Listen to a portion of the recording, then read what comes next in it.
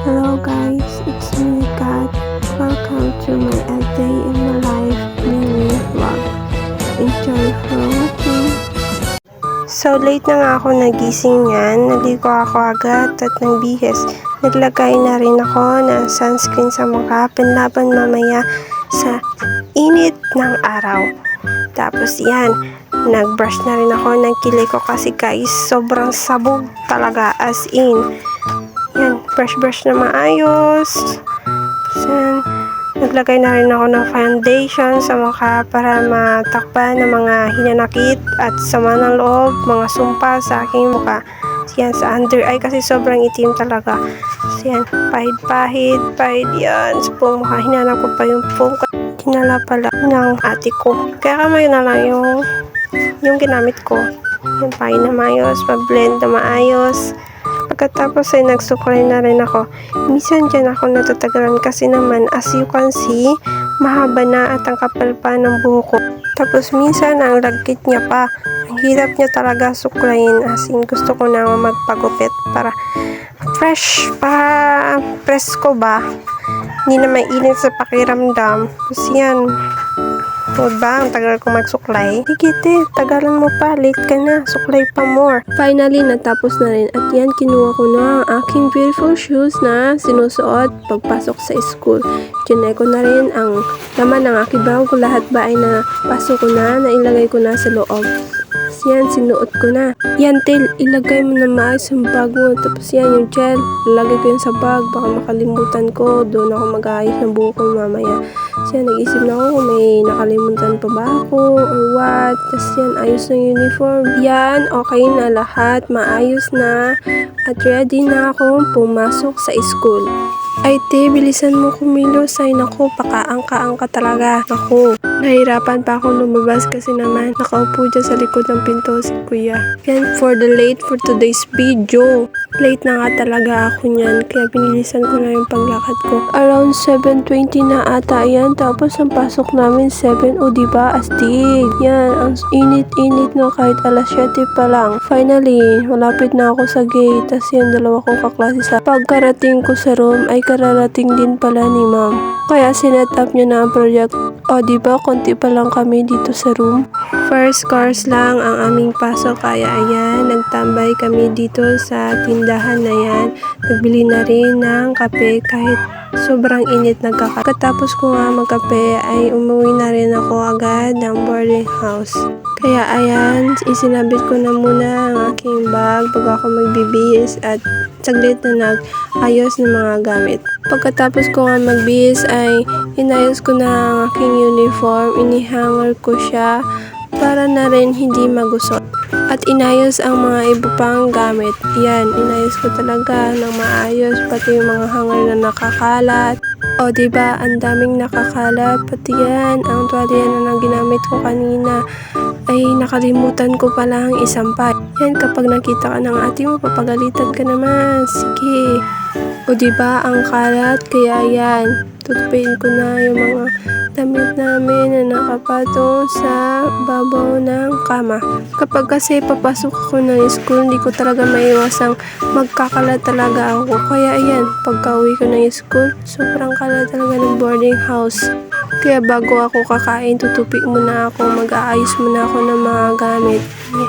Tupi pa more sis, kalat-kalat mo kasi. Dito sa boarding house ay kasama ko yung ate ko na 4th year na ngayon. Isang sem na lang ay graduate na siya. Kaya sa susunod na taon ay mag-isa na lang ako. Ako na ang magluluto, ako na ang magsasaing, ako na maglilinis, ako na lahat. Wala na akong aasahan. Pero kaya ko naman, syempre ako na to. Pero siguro sa una ay hindi ako sanay kasi si ate yung nagluluto, pero ako yung nagsasaing at naghuhugas ng plato. Pagkatapos ko nga magligpit ay lumabas ako para bumili ng aking saan aabot ang 20 pesos mo. Ayan, dito ako bumili sa tindahan na malapit sa amin. Bumili ako ng pansit canton at chili mansi. Kasi ang sarap niyan guys. Wala akong maisip na ulam kaya yan na lang. Ang mahal na talaga ng mga bilihin. Ganyan kaliit na pansit canton, 80 pesos. Ay nako talaga. Pagkapasok ko nga sa loob ng kwarto ay nagwalis muna ako kasi ang daming buhangin. Tapos yung mga buhok ko nakakalat sa sahig. Naglalagas kasi yung buhok ko. Tapos yan, hindi ko ba alam kung bakit. Pagkatapos ko nga magwalis ay pinalik ko sa lalagyan ang mga plato para maayos lahat, para hindi makalat. Kapag kasi ganyan na naghugas ako ng plato, nilagay ko muna siya sa plangana para patuluan yung tubig na naipon sa plato. Pagkatapos ay inilagay ko nga yung kanin sa plato kasi sa rice cooker ako magluluto ng pansit canton. Tinatamad kasi ako magpatingas doon sa uling sa labas. Ang dami pala na nasain ko kaninang umaga. Isa lang naman akong kakain ngayong tanghali kasi wala dito yung ate ko.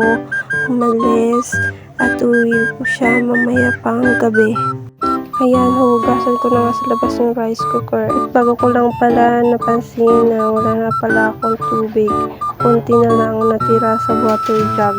Ayan, pinunasan ko muna ang pet ng rice cooker para hindi pumutok-putok mamaya. Nilagyan ko muna ng konting tubig ang rice cooker at yan, sinahan ko na. At punas na naman. Bago ilalagay sa rice cooker at takpat. Yan, sinaksak ko na at binaba. Yan, kukulo na. Nilagay ko na agad yung pansit canton at iniwalay yung kanyang sauce. Ayan, nilagay ko nga yung sauce sa Tupperware kasi gusto ko yung kanyang nilalaro-laro. Ayan, malapit nang maluto ang pansit canton. Naku, sobrang gutom na talaga ako ng time na yan. Kaya ako na nilagay ko na yan siya sa Tupperware. Tapos hinalo ng mabuti. May tubig pang natira.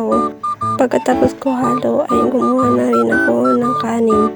At pinatong ko na nga siya doon sa kama kasi dyan ako kakain mamaya.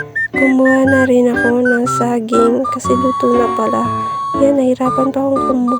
At ayan ang aking kakainin ngayong tanghali. Pansit canton, tubig, syempre hindi mawala yan, at saging. At kanin na konti lang ako kumain. Ayan, magsisimula na akong kumain. Kaya nilagyan ko na ng pansit canton yung pinggan ko na may kanin.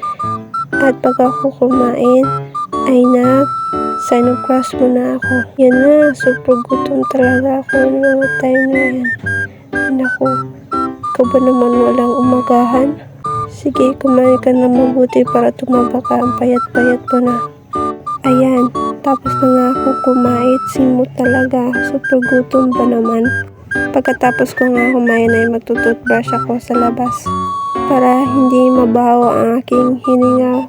Pagkatapos ko nga mag-toothbrush ay naghilamos muna ako ng mukha.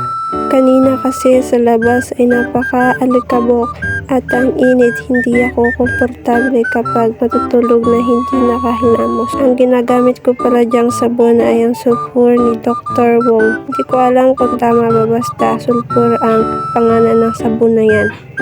Sige, hilamusin mo na maayos sa mukha mo para komportable ka matulog mamaya.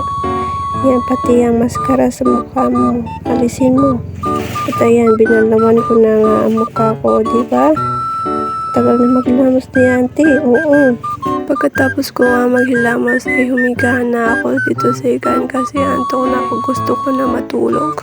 Nagising ako kasi pinuntahan ako ng mga kaibigan ko sa boarding house. Nakalimutan ko, pupunta pala kami ng bayad para maghanap ng tindahan na nagtitinda ng native product.